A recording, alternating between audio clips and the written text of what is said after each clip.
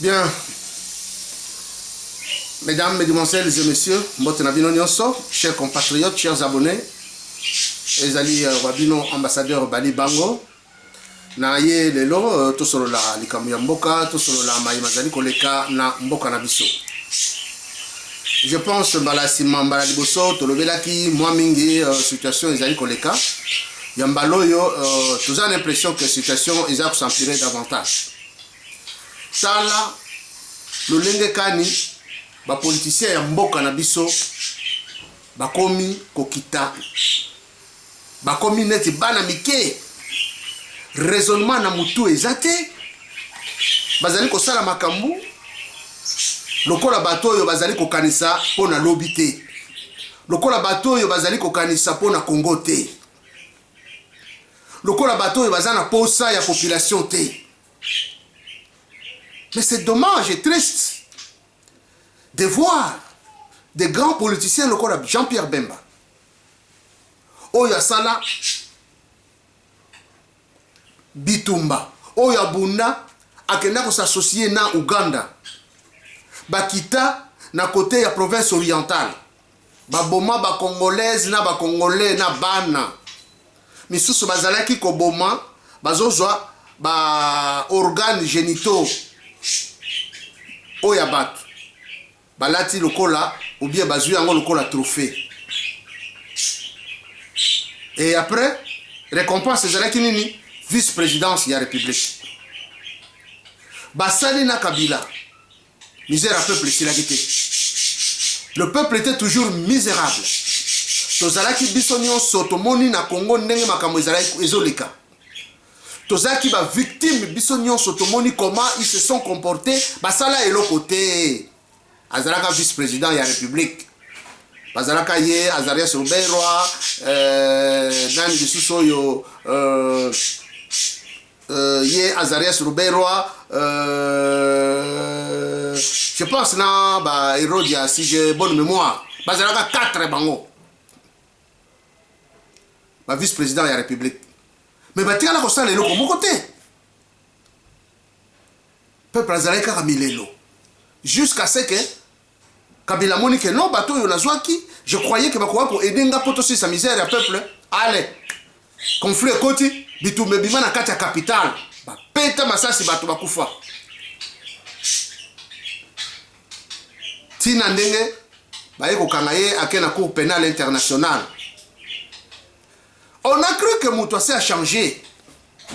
On a cru que Moutouassé a la misère ou à comprendre que non, je dois maintenant servir le peuple. À comprendre que non, maintenant c'est le moment de prendre la décision. Na changé na nous, na mekana nous ko salela, aye ko kota na lamuka et peuple a pesiye ndingisa. Peuple a pesiye confiance. A dit voilà, à côté de la lamuka, to supporter, to pese makasi, to zalanaye, to tala comment ils vont combattre pour tout ça système oyo ezoni ko la peuple. Mais voilà qu'à la dernière minute, après avoir kozanga mbongo, après avoir koyoka souffrance, après avoir kotala que compte tikali vite et que parti politique na ye moyen avancer sous kitoko ezate Jean-Pierre Bemba kitineti mwana muke. Kabila oyo bazalaki ko critiquer lobby, Kabila oyo balobelaki lobby, Kabila oyo bamonaki ke lelo Kabila il faut ka to bimisa ye to longa biso nyonso to ke nokota na lamuka to benga na Kabila. Lelo ils se sont humiliés comme des petits enfants pour aller s'associer à travailler na Kabila. Parce que le problème qui est là, nous devons dire les choses telles qu'elles sont. Il faut to lobela makambo ndenge ezali. Il n'y a pas un pouvoir au Congo sans Kabila. Félix Tshisekedi travaille avec Kabila. Il travaille avec Kabila. Bonjour, on a bien moko makamundenge leki, tina ndenge toujours que Kabila est toujours là. Et après avoir constaté qu'il est bloqué, le ministère n'est pas bloqué. Ah ça ça ne marche pas. Ah que ça ne marche pas. Mais avec toujours Kabila, malgré la stratégie au Kabila sont monté, côté là que non, le corps a comme boyé, peuple a comme vomir biso, tout changer stratégie, mususu, tout la négatif to comme la sous peuple davantage.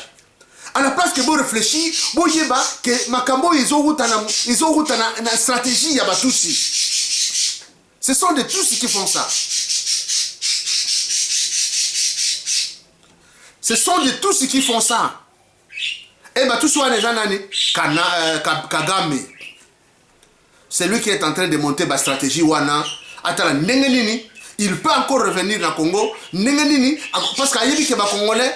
Vous savez que depuis 1971, 72 ou 70, les Tutsis sont arrivés au Congo. Il y a qu'est-ce que nous valons et qu'est-ce que nous sommes.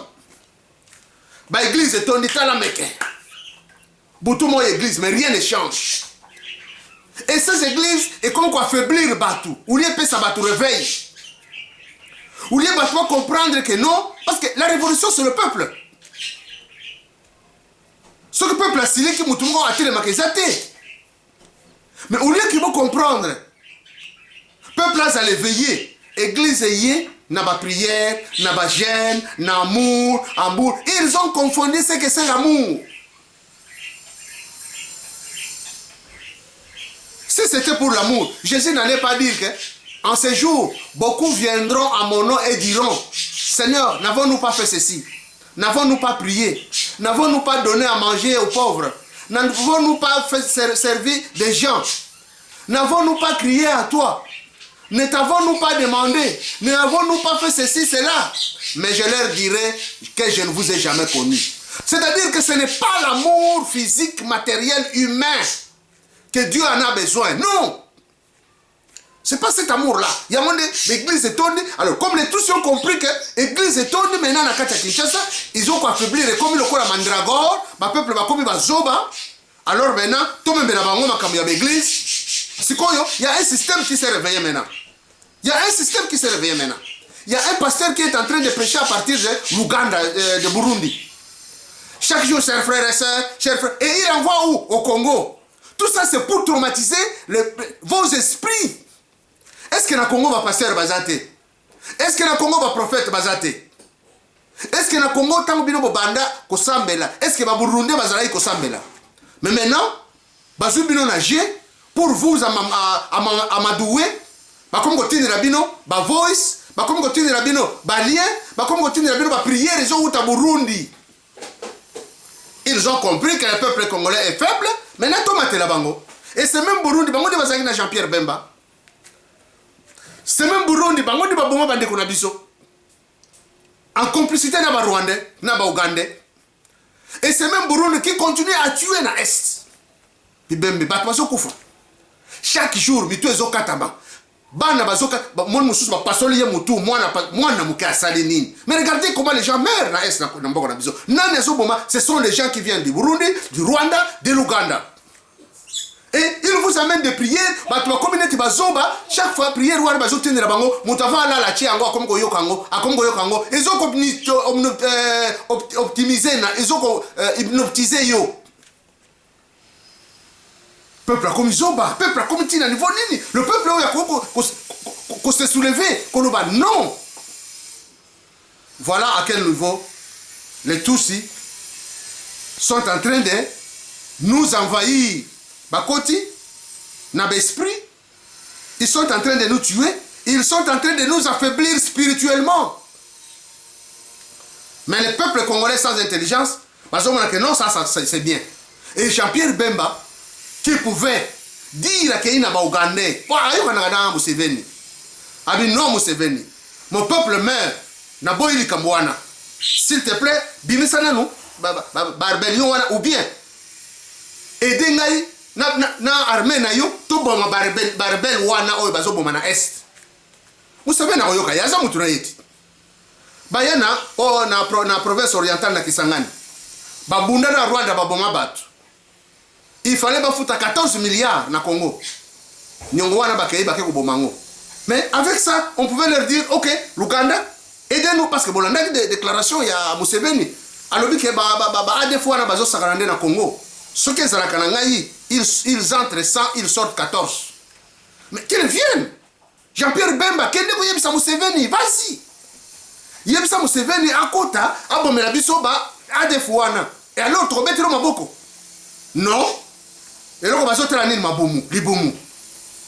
Je travaille pour Nalibumunanga, je travaille pour Nazwambongo, je travaille. Allez, maintenant, je vais côté la Félix. Va travailler ensemble na Kabila. Comment maintenant, maintenant vous vous êtes fait ridiculiser. Pourquoi il y a mutambo ya Kabila? A-t-il bino vrai mutambo et kangi bino na Mungongo? Vous êtes foutus. Vous avez perdu votre légitimité, votre popularité. Peuple ni no yo penza oyo a ozala sous simana bino. Peuple ni kotala ka modèle aboy. C'est quel peuple?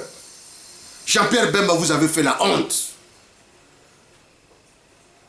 Moulaï, Mounenoza nango Isaiah Pamba. Maïe les athées. Je ne sais pas ce que vous avez conseillé ou il va vous conseiller que non, président, et le Kaboyo. Pourquoi tu as la position na biso boye, tu garder la position oyo. N'avançons pas, n'allons pas.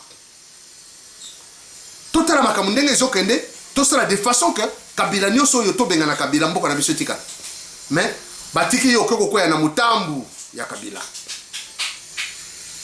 Jean-Pierre Bemba a comme net mwana muke. Donc après vous le banini, nous luttons pour les intérêts du peuple. Quel intérêt du peuple vient vous lutter? Vous lutter pour le Maboumou, ce n'est pas l'intérêt du peuple. Il n'y a rien du peuple là-dedans. Vous savez vraiment que vous allez penser irresponsable politique. Vous êtes des irresponsables politiques. Katumbi. Yo zala ki pêcheur na yana, yo za ko pêcher bambisi na lac Tanganyika. Kabila azui yo alokoti yo azui yo. Achio na province, okomi ko yiba bamine. Bamine wana uteki, okomi milliardaire, okomi na mbongo. À la place que mbongo wana loba ke oui na sana mbongo sikoyo. Je mets par exemple 500 millions pour une armée. Bakino Kobunda, bande konabiso, na es bazwa kimia. Non. À la place qu'on le va, oui. Tout le monde qui mboka zo tambolate.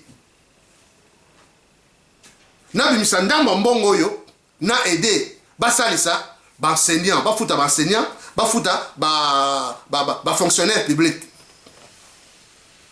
Tu pouvais faire ça. Tu remettrais le mbongo, tu dis, ah, voilà, ça c'est un homme. Bouzoba bozana ngo kaka. Oh non, biso tozalaki na muka, nous avons fait ceci, nous avons aidé ceci, nous avons mis notre avion, on a mis notre avion. Avion ya mbongo ya Congo. Avion ou un avion mbongo Congo, ce n'est pas ton argent. Yango wana pe Félix alobi bon, lokola yo yawa, nazo peso ministère ya élevage na pêche. Pas pese ka ministère ya pêche, lokola zani alobaka, azo ministère ya pêche wana ke lobaka bambisi. Comme une prématurité, Félix, ces gens-là vont encombrer parce que chacun d'entre eux a un programme naïe en 2023.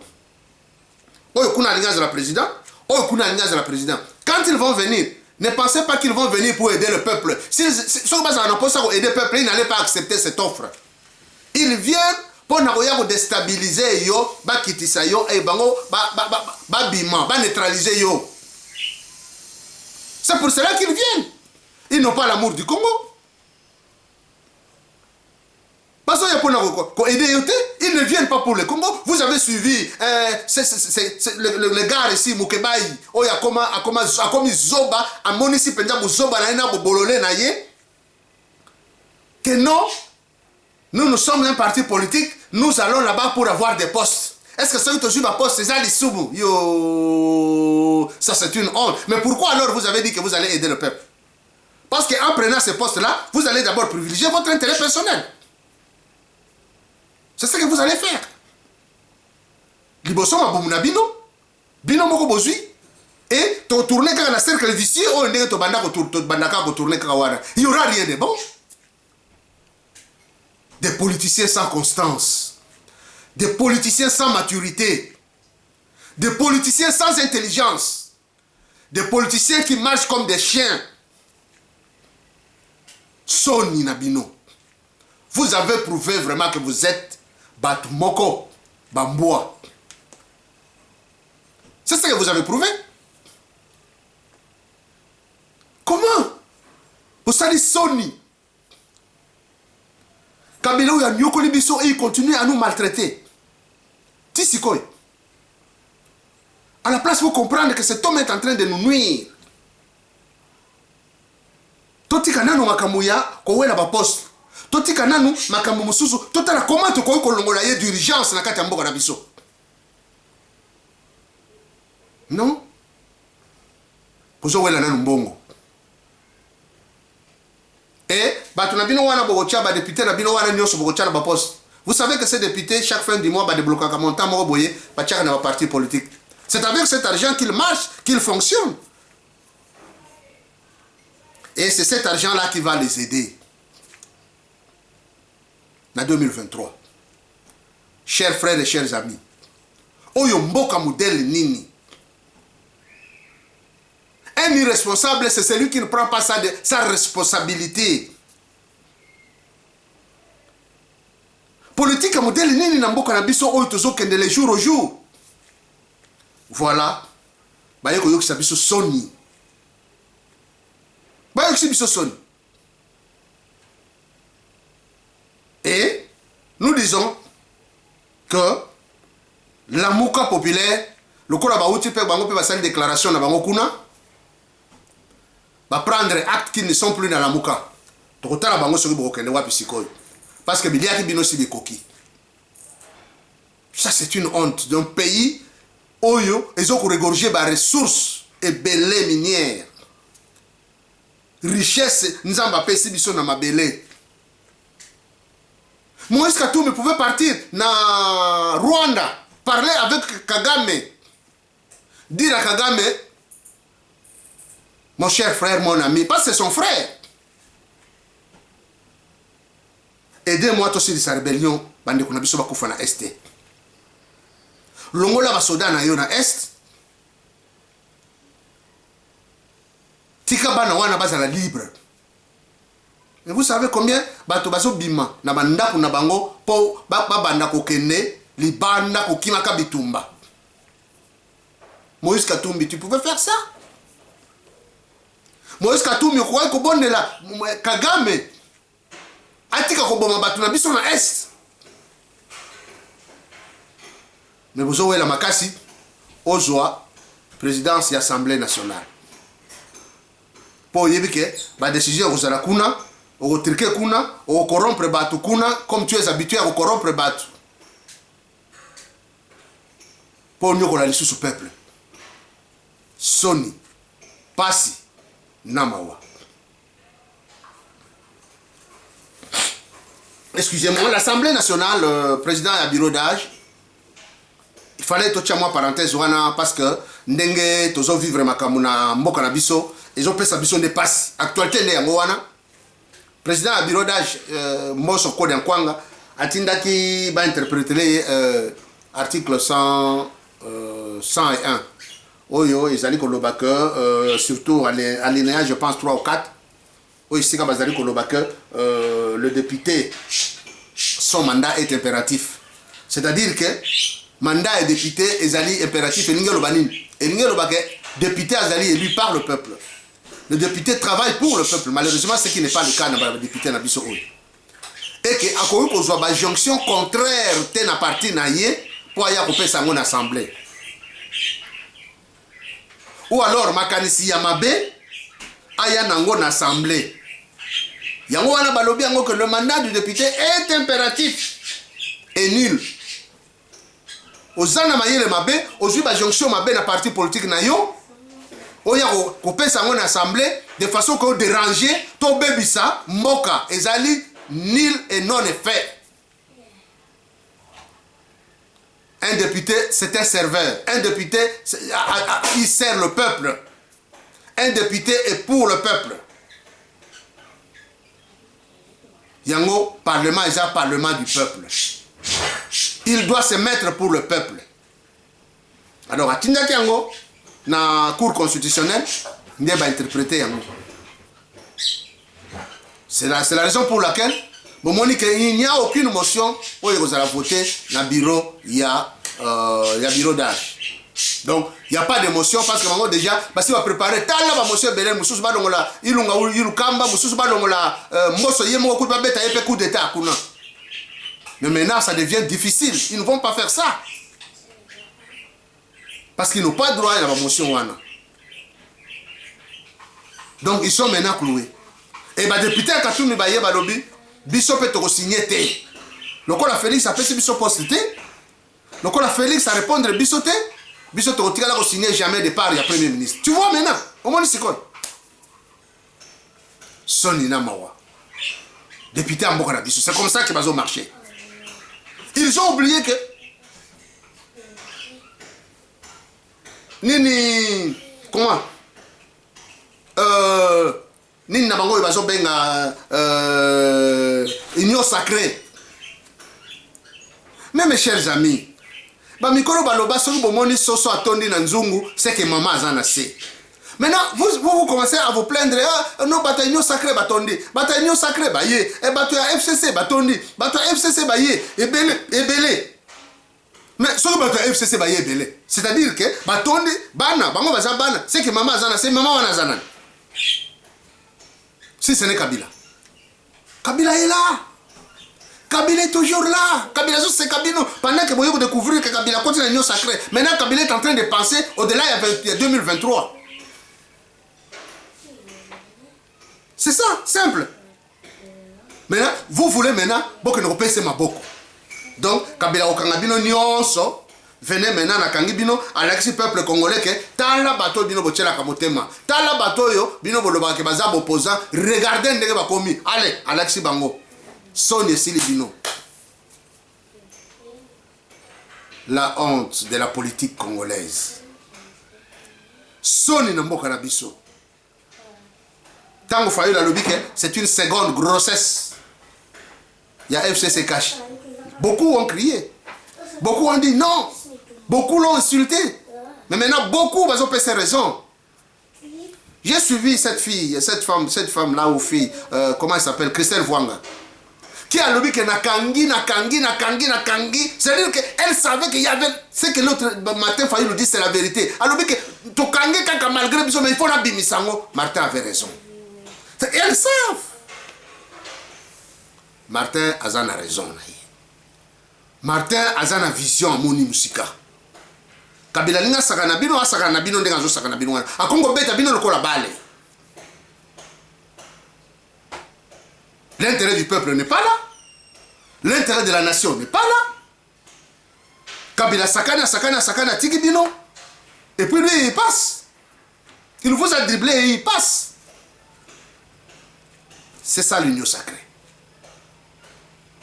Et vous savez que maintenant, comme FCC, Nakash Bazo Sangana, ils ont comme plateforme, ils vont supporter Félix en 2023 pour aller sous président de la République. Parce que le problème de Kabila, ce n'est pas que il y a Aya Obima. Vous ne le verrez pas. Bon, tiens, comment Kabila té. Kabila ko ya jamais bon mon aya posté ou a comment boyer. Quand on va nous tambra gandeng wana zo kenoko ko kimagamba on aye azo tambula kana ye afandi, mais il sait que assez a mitambo partout. L'importance, c'est comme Peter Kazara, le top Congo, nous devons le protéger. Kabila, il aime être protégé. Kabila doit être protégé à la l'aise. Ali Ambongo Yibi na Congo, Nasima Makila Yaba na Congo, Ali Ango à l'aise, Abimana de Banda, Abombango, Asala ce qu'il doit faire, jusqu'à ce que vous allez l'oublier. C'est ça la véritable solution, le véritable problème. La véritable réalité est là. C'est ce que Kabila veut. Kabila n'a pas besoin de venir. Aya boya komona ya au l'élection, to aya ko na poste, il ne viendra pas. Même na Sénat wana il ne viendra pas. Il ne viendra pas. Sénat en vie, bon, on peut se faire millions, et alors c'est Kabino. Et pendant ce temps, plateforme Wanego Salema, ils vont s'organiser, ils vont se partager le pouvoir, de façon que, en 2023, Bango Nyonso, ils vont faire campagne pour une personne qui est Félix Antoine Tshilombo. Allez, à l'équipe président de la République, et Kabila sera toujours protégé à travers Félix. Voilà pourquoi nous demandons que le peuple puisse utiliser l'article 64 de la Constitution pour la révolution et pour chasser. Autrement, nous n'allons pas marcher comme ça. Autrement, le pays va toujours sombrer. Un pays où tu as 5 barrages, 10 barrages électriques. Mais courant est athée. Un pays où tu as des shit, des fleuves, des océans, mais est athée.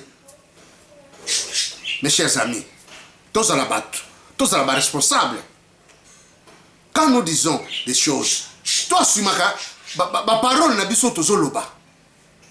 Toi, ce que nous disons, c'est une honte de voir. Cette classe politique nous fait la honte. Cette classe politique est foutue. Il faut qu'on le mange tout. Classe politique à Congo. Autrement, nous allons continuer dans la misère, dans la misère, dans la misère. Et nous continuerons comme ça à souffrir et à crier dans des télévisions, dans des plateformes. Mais rien ne va changer. Mais si nous décidons que tous ces pasteurs ici doivent nous église ils ont ça de façon que de façon que comme bazoba ba voice ya ba lien ya ba pasteur modèle na modèle et entre temps ils se critiquent. Mais ça c'est très grave ça. Yango nde bomi mboka. Yango bomi mboka. C'est triste. Entre bango boyoka nezate. Entre bango bolingo ezate. 1000 doctrines. Bon, si on a 1000 doctrines, banane au baoken. Soni na bino. Honte à vous. Si vous ne prenez pas votre responsabilité pour que le Congo soit sauvé, pour que tout le Misa Congo, pour que le peuple a téléba, na balabala. Chers amis, et vous allez passer na mawa. Vous avez vu vous-même, avant-hier, c'était avant-hier, le 16. Pour vous dire que FCC Cash, ça marche très bien. Félix est allé rendre hommage à Tombo Yamusé, na cercle Yamusé, le rang des élèves Kabila. Et cela prouve très bien que tout va très bien. Il n'y a pas de problème. Kabila et moi, tout marche bien. Binonde Boumipé, ça passe à Pamba. Binonde Boumipé, distrait. Vous ne comprenez pas. Les gens font des discussions dans la plateforme, dans la WhatsApp, dans la Nini, parce qu'ils comprennent ce qui se passe réellement. Qu'est-ce que la politique, qu'est-ce que est devenu le Congo. Politique et Congo, ils ne comprennent pas. Chers amis, c'était l'ambassadeur Bali Bango.